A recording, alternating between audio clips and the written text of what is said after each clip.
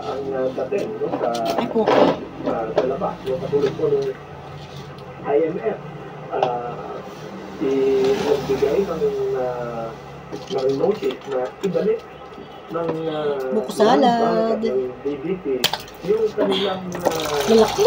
pagreto na dati ay Buko tayo. na maayos at dahil doon sa kanilang contribution doon sa mga kalikasan ay nabawasan. So, ito po yung tinitingnan ng mga investor.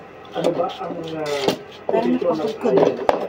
Kasi po, Dahil yan ay napaka-influential. So, pagka ang IMF nagsabi na mukhang hindi tama yung ginawa ninyo na tinanggal ang 75 billion yung sa dalawang pangko ngayon, may nag-iisip na po ang ating pong mga investors. Hindi lamang po ang ating mga foreign investors, katulad na rin po ng ating mga Filipino investors. Ngayon po, meron bang sarap. sinasabi sila na Gawa kami ng buko salad. ayaw na sila. Mukhang ang narinig natin ay gusto ng mga negosyante, pinapangunahan ng Makati Business Club na magkaroon ng malawak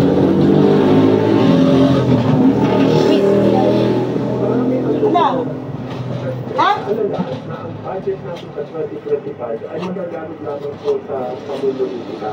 At yan po ang dapat natin na noon pa ay alam naman natin